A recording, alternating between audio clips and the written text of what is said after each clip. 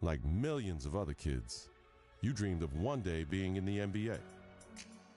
You wanted to be a star, and someday to rise above and become the greatest to ever play. You dreamed of being the one. But the road to stardom is never easy. There are obstacles, injuries, and disappointments. Adversity is universal. It can happen to anyone at any time. And one day, it happened to you. You went from being a guaranteed lottery pick to a kid who may never even play college ball again.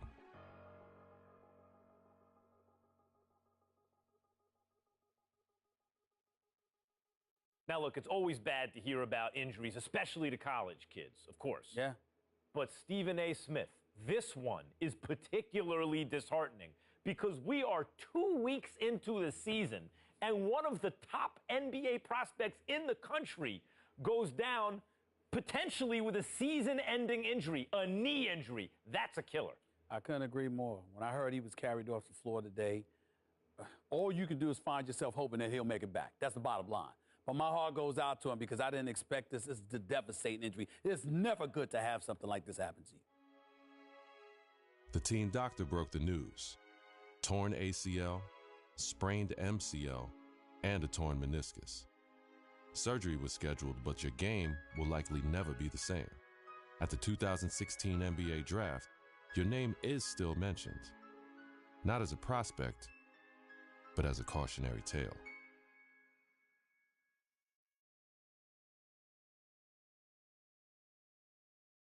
Now, there's another huge story in this year's draft. A record number of underclassmen, 30 of them, undrafted.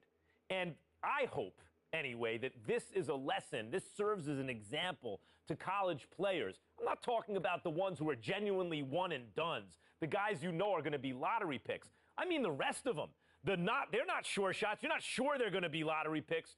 Don't just use the college system for a year thinking you're going to bounce. It doesn't work like that. If you don't have the talent, it doesn't work. You got to be cultivated in the system. Please. There you go again with your blanket generalizations. You know how you are, oh, Max. The woe is me. Oh, my Lord. I can't take it. I just can't take it. It's a case-by-case basis. You can't just blanketly decide this should not be one-and-dones or this should be one-and-dones. You got to go on a case-by-case basis. Some dudes deserve to be one-and-dones. Some people don't. It's on a case-by-case basis. And that is my point. Thank you for making it for me. Every kid thinks they're the exception to the rule. And members of the media like, Stephen A. Smith, are encouraging these kids to come out early. Look, Max, bottom line is this. You got to take this into consideration. You had two dudes. They were called the Height brothers. Now, you had Nick Howard. This kid had a lot of promise. What does he do? He goes to college. Very uneventful first year, no doubt. The second year, he was pretty good. Here's the problem. The NBA, it's not about pretty good. You need to be great on the collegiate level, on the prep level, in summer leagues and what have you, in order for you to get the stature that you deserve. That's the bottom line.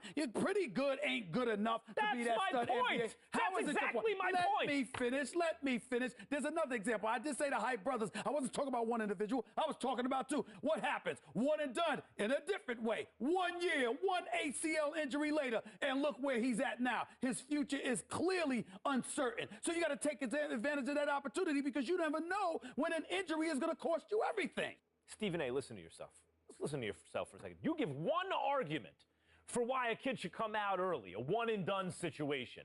I can give you 30 arguments this morning alone why they should stay in school. And now you have to wonder what a kid like Nick Howard, who has given up his college eligibility, does next. What does he do next? First of all, don't sweat the technique. The argument, or one argument, as long as it's strong enough, that's all that matters. That's number one. Number two, the Height brothers was something special. What they really, really need to do. I'm going to tell you what they need to do, Max. They need to get back to playing together. My sources are telling me the ACL injury has been completely healed. So go on a pro-am circuit. Go in summer leagues. Do what you got to do to get back on the court together to remind everybody of what you once were. Because once you pull that off, the sky's the limit. That's what they need to do. Get back to playing ball together, because when people see what you can do as one, the other arguments don't really matter. Like I said, don't sweat the technique.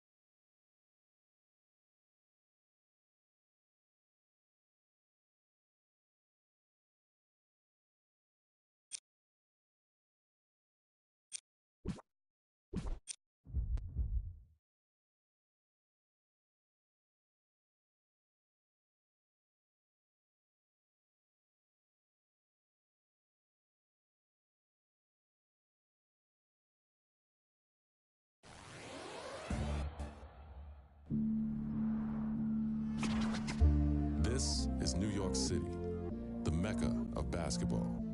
The original Rucker League began here in 1947. 9 years later, the tournament found a permanent home uptown at PS 156 Playground.